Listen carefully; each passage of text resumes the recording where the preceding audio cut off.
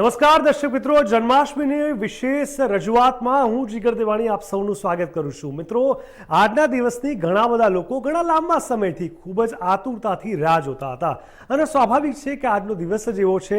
અને આજના દિવસની જો વાત કરું તો રાતના 12 વાગ્યાની દર મિનિટે આતુરતાથી રાહ જોવામાં આવી રહી છે. ભાઈ કેમ એ તો મારે તમને કહેવાની જરૂર નથી. લાલાના વધામણા કરવા માટે સ્વાભાવિક છે કે જે હંમેશા આપણે કહેતા હોઈએ છીએ કે જીવનના નાથ એટલે કે જગન્નાથ ઉર્ફ શ્રી કૃષ્ણ, અને કૃષ્ણની જ્યારે વાત આવે ત્યારે કૃષ્ણના અનેક સ્વરૂપો, અનેક ગાથા, અનેક લીલા, અનેક વાર્તા, અનેક કલ્પના, અનેક વિચાર તેમના આપણી સમક્ષ રજૂ થઈ જતા હોય છે. ભાઈ જેની જે પણ ઉંમર હોય એ ઉંમરના હિસાબથી શ્રી કૃષ્ણને લોકો ક્યાંક ને ક્યાંક રિલેટ કરી શકે છે. નાનું બાળક લાલા જોડે, માખણ ચોર સાથે, કે પછી ગોપીઓ સાથે, રાધા કૃષ્ણ સાથે, એક યુવાન અવસ્થામાં કે પછી દ્વારકાધીશ, કે પછી મોટી ઉંમરમાં શ્રીનાથજી, તમામ ઉંમરમાં શ્રી કૃષ્ણને પ્રેરણાદાયી બનાવી જીવનને એક પથ આપી શકાતો હોય છે. એક માર્ગદર્શન તરીકે તેમને આપણે હંમેશા જોઈ શકતા હોય છે. પરંતુ શું તમને ખબર છે કે આ દુનિયામાં સૌથી પહેલો એ કેસ કયો હતો જે કદાચ ડિપ્રેશનનો કહી શકાય?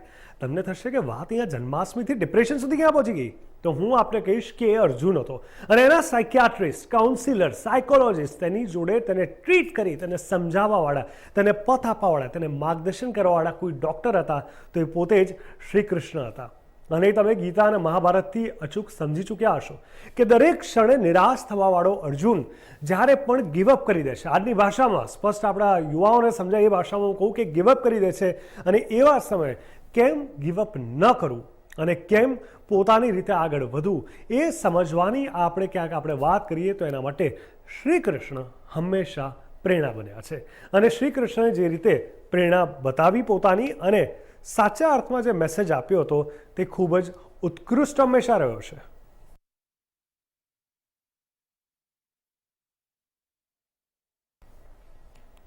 તો આજે જ આ મુદ્દા પર ચર્ચા કરવા આપણી સાથે સાયકિયાટ્રિસ્ટ, કાઉન્સિલર અને ઘણા બધા યુવાઓને એક સાચી દિશા આપનારા અને સમાજને એક સાચી પથ ઉપર લાવવાવાળા એક વ્યક્તિ એટલે કે ડૉક્ટર પ્રશાંત ભીમાણી, જે છેલ્લા 2-3 દાયકાથી વધુ સક્રિય રહ્યા છે તમામ સામાજિક મુદ્દાઓને લઈને અને કૃષ્ણને લઈને.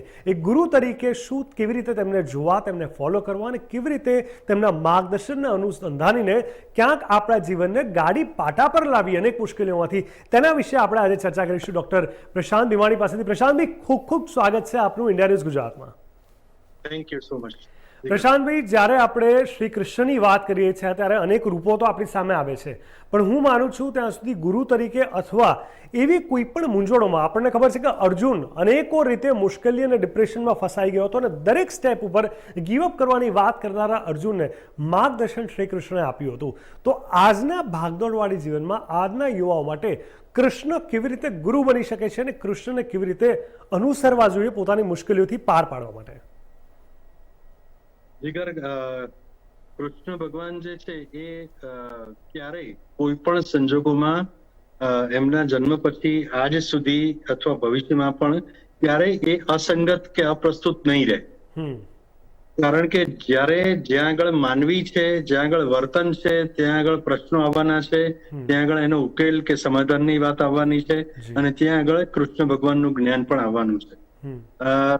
આપણે જાણીએ છીએ કે મહાભારત જે છે એ લગભગ 1,00,000 શ્લોકનું એક મહાકાવ્ય છે, અને એ મહાકાવ્યની અંદર અત્યારે હું એટલું ચોક્કસ કહી શકું કે 6ઠ્ઠા પર્વમાં, જેને ભીષ્મ પર્વ કહીએ છીએ, એ ભીષ્મ પર્વની અંદર 25 થી 42 જે અધ્યાયો છે એ અધ્યાયની વચ્ચે 700 શ્લોકોમાં ગીતા કહેવાયેલી છે. આ ગીતા એટલે એક નવનીત અદ્ભુત જ્ઞાનનું ખૂબ સુંદર એક બેજોડ એક નમૂનો છે. એની અંદર આપણે જો જોઈએ તો બહુ ઇન્ટરેસ્ટિંગ છે કે આને ભગવદ્ ગીતા કેમ કહેવાય છે. એ બહુ ઇમ્પોર્ટન્ટ એક સવાલ આજે હું બધા આપણા શ્રોતાઓ માટે એની વાત કરું. તો એમાં ગીતાના 700 શ્લોક છે કુલ. એ 700 શ્લોકમાંથી એક શ્લોક જે છે એ ધૃતરાષ્ટ્રનો છે, 41 શ્લોક છે સંજયના છે, 84 શ્લોક જે છે અર્જુનના છે, અને 574 72 શ્લોક એ ભગવાન શ્રી કૃષ્ણએ સ્વમુખે કહેલા છે અને ભગવાને કહેલા આ શ્લોક છે એટલા માટે એને ભગવદ્ ગીતા કહેવામાં આવે છે. જી અને એટલા માટે આપણે ભલે ઘણા લોકોને પ્રશ્ન થાય કે એવું કોણ કહી શકે ભગવાન હતા કે નહીં, આપણે એ છોડો ને, પણ એક માનવ હતાને એમણે જે ઉપદેશ આપ્યો છે, એમણે જે સંદેશો આપ્યો છે એ તો છે ને આપણી સામે, બિલકુલ. એ તો અગત્યનો છે કે નહીં, આપણે એના પર ફોકસ કરીએ. અને એ સંદેશો જે છે એ જીવનની અલગ અલગ પરિસ્થિતિઓમાં કેવી રીતે જીવવું એનું આખું નરેશન છે, એની આખી વાત છે. દુનિયાના કોઈ પણ વિદ્વાન વ્યક્તિ એ ગીતાથી મુક્ત રહી શક્યો નથી. બિલકુલ બિલકુલ સાચી વાત છે, એ ગીતાથી મુક્ત નથી થઈ શક્યો. હવે જે ઉદાહરણની આપણે વાત કરતા હોઈએ છીએ, મોટા ભાગે શ્રી કૃષ્ણની જીવન ગાથાને આપણે સમજીએ. નાનપણમાં એક મોટા સર્પ સાથે ક્યાંક મારામારી, જ્યારે ગિલ્લી દંડા રમતા વખતે બોલ જ્યારે પાણીમાં પડી જાય છે અને તેની સાથેની એક ફાઇટ, હંમેશા નાના બાળકોને આ બધી કહાનીઓ કહેવામાં આવતી હોય છે. ટચલી આંગળીએ પર્વત ઉપાડી દેવાની વાત કહેવામાં આવતી હોય છે, થી લઈને મહાકંસના વધ સુધી દરેકે દરેક ઘટનામાં કહી શકાય કે અધર્મનો પરાજય કરી ધર્મને જીત આપી, એટલે કે સત્ય અને સાત્વિકતાને એક મેદાન ઉપર મૂકવાની વાત શ્રી કૃષ્ણએ હંમેશા કરી છે. આજના જમાનાની કઈ મુશ્કેલીઓ સાથે એને રિલેટ કરીને તમે લોકોને સમજાવશો? અત્યારે માનવીને આપણે જોઈએ તો સ્ટ્રેસ ખૂબ જ વધી ગયું છે જી અને દરેક જગ્યાએ એને સંઘર્ષનો સામનો કરવાનો આવે છે. બે ગમતી વસ્તુઓ હોય તો પણ સંઘર્ષ હોય, એક ગમતી અને એક અણગમતી વસ્તુ હોય તો પણ એમાંથી કઈ પસંદ કરવી એનો સંઘર્ષ હોય, અને બે અણગમતી વસ્તુમાંથી કઈ ત્યાગવી ને કઈ કમ્પલસરી એને સહન કરવી એનો પણ એક સંઘર્ષ, મનોસંઘર્ષ હોય છે. તો આ સંઘર્ષ જે છે એ ક્ષણે ક્ષણે ચાલુ છે અને એમાંથી મુક્તિ દરેક વ્યક્તિ ઝંખે છે, ઈચ્છે છે. આ જે સંઘર્ષ જે છે એના કારણે સ્ટ્રેસ થાય છે, એના કારણે સાયકોસોમેટિક ડિસઓર્ડર થાય છે, એના કારણે ડિપ્રેશન, એન્ઝાયટી, બીજા અનેક માનસિક તકલીફો જે બધી થાય છે. આપણે જો આની જ વાત કરીએ તો અર્જુનને કુરુક્ષેત્રના યુદ્ધ ક્ષેત્રની અંદર એને જે કંઈ પણ લક્ષણો થયા હતા એ બધા જ લક્ષણો એને એન્ઝાયટી અને ડિપ્રેશનના હતા. ગાત્રો શિથિલ થઈ જવા, એના પગ પાણી થઈ જવા, એને એવું થાય કે હું કેવી રીતે મારું આ કરી શકીશ, મારા જે સામે જે બધા છે એ બધા મારા જ લોકો છે, એને કેવી રીતે મારી શકીશ. એટલે ટૂંકમાં એને એના ધર્મથી, એની ડ્યુટીથી, એના કામથી વિમુખ થવાની વાત હતી. એને બીક, ભય, ચિંતા, ગિલ્ટ, સૌથી મોટું ગિલ્ટ હતું આની અંદર કે ગિલ્ટથી કેવી રીતે હું મુક્ત થઈશ. ત્યારે એ વખતે આપણે મોટા ભાગના લોકો જે અત્યારે જે ઈગોને વચ્ચે અહંકારને ઇન્વોલ્વ કરી દઈએ છીએ કે બધું હું કરું છું ને મારા લીધે થાય છે, તો એ અર્જુનને પણ એવું થયું હતું કે હું આ બધાને મારીશ, મારા લીધે આ બધા મરશે અને એનું પરિણામ મારે ભોગવવું પડશે. તો એ વખતે બહુ જ સરસ છે વાત જે ભગવદ્ ગીતામાં કરવામાં આવી છે, જે અત્યારે પણ દરેક વ્યક્તિને લાગુ પડી શકે એવી છે.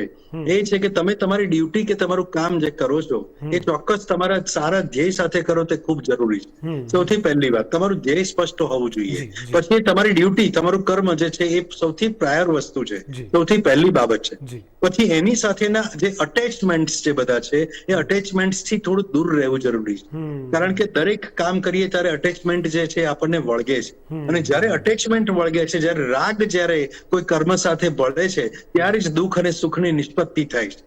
તો આ જે આખી વાત જે છે એ રાગ અથવા અટેચમેન્ટ છે, એમાંથી ડિટેચમેન્ટની વાત જે છે કૃષ્ણ ભગવાને આપણને સમજાવી છે. મારે અત્યારના યુવાનોને એટલું જ કહેવું છે કે સૌથી પહેલા તો જો તમે તમારું કામ બરાબર કરતા હશો, નિષ્ઠાપૂર્વક કરતા હશો, કોઈ પણ પરિસ્થિતિમાં કરતા હશો, તો તમારા માટે બીજી કોઈ એવી બાબતો નડશે નહીં. જ્યાં આગળ રાગ, મોહ એ બધું આવે છે, ત્યાં સમોહ આવે છે, ત્યાં સ્મૃતિ વિભ્રંશ થાય છે અને એને કારણે ક્રોધ પણ થાય છે. આ બધું જ આખી વાત જે ગીતામાં પણ કહેલી છે એ આપણે બિહેવિયરમાં જોઈ શકીએ છીએ કે વર્તનમાં પણ આ બધી મુશ્કેલીઓ આપણને દેખાય છે. જો તમે આનાથી મુક્ત રહેવા માટે જો તમારી અંદર એક બાબત જો કોઈ હોવી જોઈએ તો એ છે સૌથી મોટી વાત કામ કરવું પોતાનું.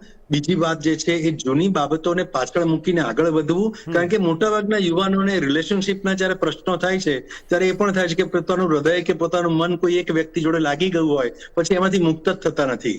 જીગર, હું બહુ જ સરસ ઇન્ટરેસ્ટિંગ વાત કૃષ્ણ વિશે કહું તમને, એમાંથી આપણે શીખવા જેવું છે કે કૃષ્ણ પોતાના જીવનમાં ક્યારેય પણ એક સ્થાન છોડ્યા પછી બીજે ક્યાંક ગયા હોય તો એ પછી પાછા એ સ્થાને નથી ગયા.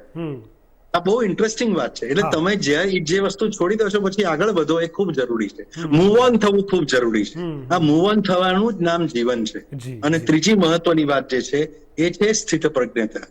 સ્થિતપ્રજ્ઞતા જે છે સુખે દુઃખે સમત્વમ, એટલે દરેક જે કે આપણે સારી નરસી બંને બાબતમાં સમત્વ લાવવું કેવી રીતે. આપણે બધા બહુ બધા લોકો સાધુ સંતો મહંતો બધા બહુ વાતો કરે છે કે આવું હોવું જોઈએ, પણ એ લાવવું કેવી રીતે, તો આજે આપણે એની વાત કરી કેવી રીતે લાવવું. તો કે બહુ સિમ્પલ છે કે જ્યારે તમે એની પ્રેક્ટિસ ચોક્કસ કરવી પડે છે, પણ જ્યારે તમે કોઈના વખાણથી કે કોઈની સ્તુતિથી બહુ જ ફૂલાઈ ના જાઓ, બહુ આકાશમાં ના જતા રહો, બહુ વધારે પડતા આનંદિત ના થઈ જાઓ, તો તમે ટીકાની સામે ટકી શકશો. આ બહુ મહત્વનું છે. અને આ બંનેનું બેલેન્સ જે છે એ બહુ જ અગત્યનું છે. એનાથી એક સ્થિતપ્રજ્ઞતા આવે છે, એક લેવલ બેલેન્સ, તમારું સંતુલન મેન્ટેન થાય છે. અને આ સંતુલન માત્ર આ બે બાબતો વચ્ચે નહીં, પણ બુદ્ધિ અને લાગણી આ બે વચ્ચે પણ હોવું ખૂબ જરૂરી છે. જ્યારે બુદ્ધિ અને લાગણી વચ્ચે પણ સંતુલન હોય ત્યારે જ વ્યક્તિ વધારે સારું જીવન જીવી શકે છે. બિલકુલ. યુવાઓની વાત કરું, તમારી ખૂબ સારી વાત હતી. તમે જે વાત કરી એમાં યુવાઓ માટે ખૂબ સમજવું જરૂરી છે કે જ્યારે કોઈ સારી ઘટના ઘટે, ગુડ ન્યૂઝ મળે, કંઈક એવું થાય કે પ્રોગ્રેસિવ હોય, પ્રગતિદાયક હોય ને પોતાના ફેવરમાં હોય, ત્યારે યુવાઓ સેલિબ્રેટ એટલા મોટા પાયે કરતા હોય છે જાણે કે યુદ્ધ જીતી ગયા. સેલિબ્રેશનમાં કશું જ ખોટું નથી, પણ એને એટલું એના મન ઉપર હાવી કરી દે છે કે એ વસ્તુ વગર વ્યક્તિને ચાલી જ ના શકે. એ જીત એના પર એટલી હાવી થઈ જાય છે. અને એનું રિવર્સ આપણે જોઈએ તો કોઈક વસ્તુ જ્યારે ગુમાવે છે, હાર્ટબ્રેક થાય છે, નોકરીને લઈને કોઈ પણ સમસ્યાને લઈને જ્યારે એ વ્યક્તિ દુઃખી થાય છે, ગમતી વસ્તુ હાથમાંથી જતી રહે છે, ત્યારે માણસ તૂટી પણ એટલો જાય છે, ડિપ્રેસિવ પણ એટલો થઈ જાય છે કે એમાંથી બહાર નથી આવી શકતો. એટલે કે લાગણી અને બુદ્ધિના સંતુલનની વાત કરીએ તો યુવાઓ ક્યાંક સ્થિત પ્રજ્ઞ અથવા ક્યાંક બેલેન્સ નથી જોવા મળી રહ્યા. એની પાછળ શું તમને મોટું અહીંયા કારણ લાગે છે? કારણ કે એવરીથિંગ ઇઝ લાઈક કહેવાય કે બધું જ ટેમ્પરરી છે અને નથિંગ ઇઝ પરમનન્ટ, જે આપણે હંમેશા કહેતા હોય છે કે આ પણ બદલાઈ જશે. એ કયા દ્રષ્ટિકોણથી આપ યુવાઓને સમજાવશો કૃષ્ણને લઈને? એટલી વાત ખૂબ અગત્યની છે કે દરેક વખતે જો તમે બરાબર પહેલું તો તમે તમારી નિષ્ઠાપૂર્વક તમારું કામ કર્યું હશે તો એ તમારી ડ્યુટી ત્યાં પૂરી થાય છે, પહેલી વાત. બીજું, અત્યારના યુવાનોમાં એક પ્રશ્ન મેં બહુ સૌથી મોટો જોયો છે મારી આ 31 વર્ષની પ્રેક્ટિસમાં, કે દરેક વખતે 6 મહિને યુવાનોની મનોદશા બદલાતી મેં જોઈ છે. તો અત્યારે જે હું જોઉં છું એમાં હું એ જોઉં છું કે દરેકને બહુ ક્વિક રિઝલ્ટ જોઈએ છે, એકદમ ઝડપથી બધું જ ક્વિકલી જોઈએ છે. જેમ કે બધું ઇન્સ્ટન્ટ ખાવાનું પણ થયું એમ ઇન્સ્ટન્ટ જે રિસ્પોન્સ પણ ફેસબુક પર કે એના પર ઇન્સ્ટન્ટ રિસ્પોન્સ પણ જોઈતા હોય છે, ઇન્સ્ટન્ટ લાઇક્સ પણ જોઈતા હોય છે, બધું જ ઇન્સ્ટન્ટ જોઈએ છે. અને બીજું કે ટોલરન્સ બહુ ઘટી ગયું છે, સહનશીલતા બહુ ઘટી ગઈ છે. અને બીજા લોકોના વિચારોને સ્વીકાર કરવાની વૃત્તિ પણ ઘટી ગઈ છે. એટલે આપણે આપણાથી અલગ વિચારતું હોય એનો સ્વીકાર નથી કરી શકતા અને એવું માનીએ છીએ કે એ ખોટો જ છે. એવું ના બની શકે. એ ખોટો જ છે, એનો વિચાર જુદો છે, તમારાથી જુદો છે, પણ એ ખોટો જ છે એવું ના બની શકે. એટલે આના કારણે જે સંઘર્ષો ખૂબ વધ્યા છે. અને જે સેલિબ્રેશનની જે વાત કરી તે કે સેલિબ્રેશન બહુ જ સારું છે, સેલિબ્રેશન એ જરૂરી છે, ઉત્સવો જરૂરી છે, પણ ઉત્સવો જે છે એ જાણે પોતાના જ લીધે થયા છે એવું માનવાને કોઈ કારણ નથી. દરેક ઘટના એની રીતે ઘટ્યા કરે છે, તમે એમાં નિમિત્ત બનો છો, ક્યારેક તમે બનતા હો, ક્યારેક બીજું કોઈક બને છે. પણ એટલું યાદ રાખીએ કે એની અંદર જો તમે જો ક્લિયર હશો તો તમારે કોઈ પણ જાતનું બીક કે ભય રાખવાની જરૂર નથી. અને બીજી વાત અગત્યની કે કોઈ પણ પરિસ્થિતિ જો કષ્ટદાયક હોય કે તકલીફ વાળી હોય તો એનો પણ અંત આવતો હોય છે. આ બહુ જ ઇમ્પોર્ટન્ટ વાત છે. કારણ કે અર્જુનને પણ એવું લાગ્યું હતું કે હવે હું અહીંથી નાસી જઉં આ યુદ્ધ ક્ષેત્રમાંથી, મારી પાસે બીજો કોઈ રસ્તો જ નથી ભાગવા સિવાય. ત્યારે અર્જુને ભાગેડ વૃત્તિ વાળા કૃષ્ણએ ભાગેડ વૃત્તિ વાળા અર્જુનને ઉભો રાખ્યો અને એને પોતાનું વિરાટ સ્વરૂપ બતાવ્યું કે જો તું માને છે કે બધું તું કરે છે, પણ આ બધું મેં કરેલું છે, આ બધું ઓલરેડી થઈ ચુક્યું છે. એટલે એને ભવિષ્ય બતાવ્યું. એટલે એને એવું બતાવ્યું કે આ બધા લોકો કાળની અંદર, એ બધા જ લોકો કાળનો કોળિયો થઈ જવાના છે.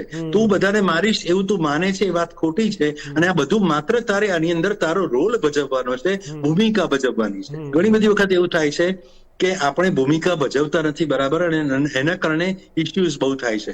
માની લો કે હું તમને એક ઉદાહરણ આપું કે ધારો કે એક નાટક ચાલે છે, એની અંદર એક જણનો એક રોલ છે, એ રોલ પૂરો થયો પછી એ માણસની એક્ઝિટ થઈ જવી જોઈએ.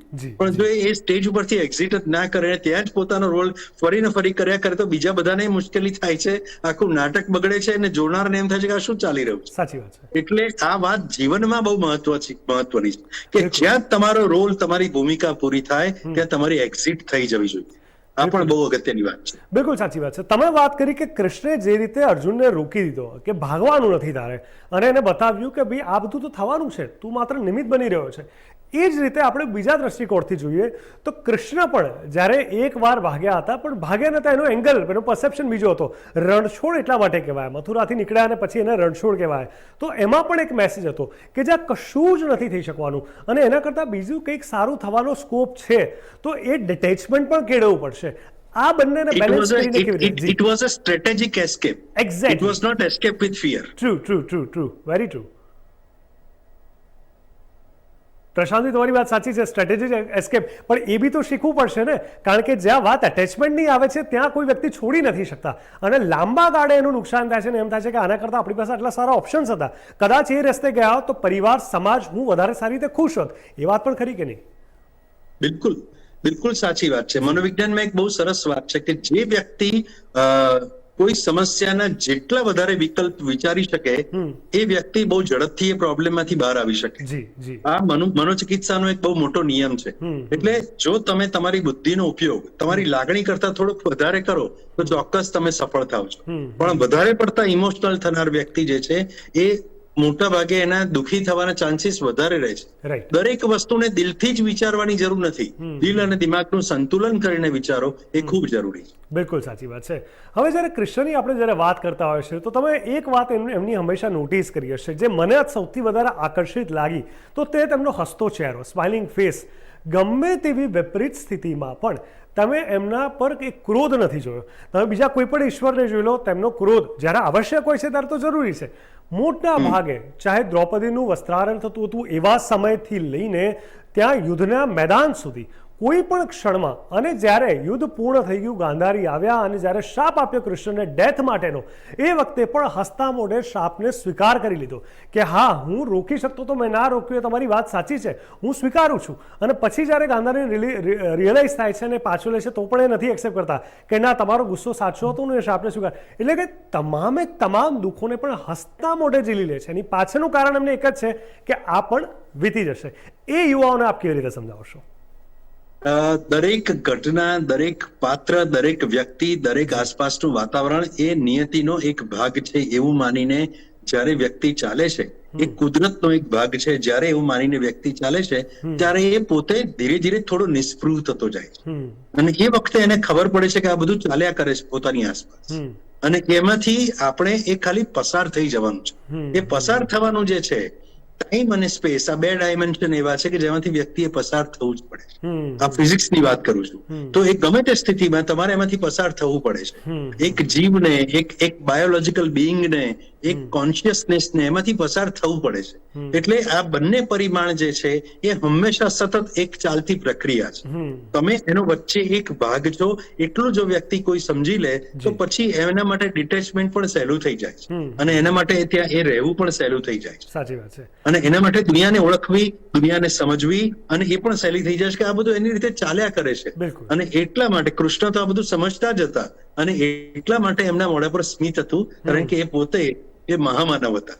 બિલકુલ, એ મહામાનવ હતા, વાત સાચી છે. બીજી એક અંતમાં એ વાત હું એક કહેવા માંગીશ છેલ્લે કે જે રીતે કૃષ્ણએ એક બતાવ્યું હતું કે યુદ્ધ પણ આવશ્યક છે. આમ તો પ્રેમની વાંસળી એ હંમેશા વગાડતા હતા અને પ્રેમના પ્રતીક કહેવાય છે, પણ યુદ્ધ પણ આવશ્યક છે એ એક એમનો મેસેજ હતો. જ્યાં અધર્મ વધી જાય, જ્યાં વારંવાર સહન કરવું પડે, ત્યાં વિરોધ પણ આવશ્યક છે. એ પણ કૃષ્ણએ મેસેજ આપ્યો હતો. એને કેવી રીતે જુઓ છો આપ? હા, એ મેસેજ જરૂરી એટલા માટે છે કે જો તમે પ્રેમ કરો છો તો એ પ્રેમ તમે વિચારીને કરો છો, અને પ્રેમ જે છે એ શરણાગતિ સાથે પ્રેમ કરો છો. કૃષ્ણએ પોતે ગોપી ભાવ જે છે, જે વૈષ્ણવ ધર્મની અંદર જે શરણાગતિનો ભાવ છે, એ ભાવ જે છે એ સંપૂર્ણ ઈશ્વર પ્રત્યે સંપૂર્ણ શરણાગતિની વાત છે, ભક્તિ માર્ગ છે. આ ખૂબ ખૂબ પોઝિટિવ અને એ વ્યક્તિને આનંદ અને હંમેશા નિરંતર આનંદ આપનાર એક માર્ગ છે. પણ જ્યારે તમારે કર્મ કરવાનું આવે, હવે ધારો કે બોર્ડર પર રહેલા સૈનિક જે છે, એ સૈનિક દુશ્મનને ગોળી મારે છે તો એ ગોળી મારે છે ને સામેનો દુશ્મન મરી જાય છે તો પણ એને એ કર્મ ચોંટતું નથી, એને હત્યાનું પાપ નથી લાગતું, કારણ કે એનું ધ્યેય એ બહુ જુદું છે. આ વાત આપણે સમજવા જેવી છે કે તમે કયા ધ્યેયથી એ કર્મ કરો છો. એ ખૂબ સાચો ધ્યેય હોય, ધર્મ માટેનો ધ્યેય હોય તો તમે એ ગુસ્સો તમારો આવશ્યક છે, જરૂરી છે. એ તમારે એ વખતે તમારે પગલા લેવા ખૂબ જરૂરી હોય છે. આ યાદ રાખવું જોઈએ. કારણ જો એ રાખશો તો જ તમે એ વખતે ધર્મનું અથવા ડ્યુટીનું અથવા લોકોનું અથવા કંઈ જ ના માનો તો, કોઈ ઈશ્વરને ના માનો તો માત્ર હ્યુમેનિટીનું તો રક્ષણ કરી જ શકશો. કરી શકીશું. બિલકુલ સાચી વાત છે ડૉક્ટર પ્રશાંતભાઈ. કૃષ્ણ વિશે જેટલી વાત કરીએ એટલી ઓછી છે, પણ તેમની પાસેથી શું શીખીએ? બુદ્ધિ અને તર્કનું એક મિશ્રણ કરી, ઇમોશનલ અને બુદ્ધિનું એક મિશ્રણ કરી, તાર્કિક ધોરણે કેવી રીતે એમને જીવનમાં ગુરુ બનાવીને આપણે આગળ વધીએ, એ આપના લેખ, આપના આર્ટિકલ, આપની વાત અને આપના મુદ્દાઓ પરથી જો યુવાનો થોડું ઘણું પણ સમજી જશે તો હું માનું છું કે તેમની જે મોટાભાગની સમસ્યા છે તેનું અચૂક એક મોટું સોલ્યુશન આવી જશે. પ્રશાંતભાઈ, અમારી સાથે જોડાવા માટે ખૂબ ખૂબ ધન્યવાદ આ પ્રસંગે. તો દર્શક મિત્રો, જન્માષ્ટમીનું કૃષ્ણ પ્રાગટ્યોત્સવનું આ વિશેષ રજૂઆત હતી. આશા રાખીએ કે આપ પણ આ મુદ્દાને સમજશો ને જીવનમાં ઉતારી કૃષ્ણને આગળ રાખી પોતાના રથને આગળ ધપાવશો અને તમામ સમસ્યાઓનું નિરાકરણ તમે લાવી જીવનને ખૂબ સારી રીતે આગળ વધારી શકો તેવી શુભકામના સાથે અમારી વિશેષ રજૂઆતમાં બસ અત્યારે આટલું જ. દેશ દુનિયા અને ગુજરાત રાજ્યની પડે પણની વિગત માટે આપ જોતા રહો ઇન્ડિયા ન્યૂઝ ગુજરાત. નમસ્કાર.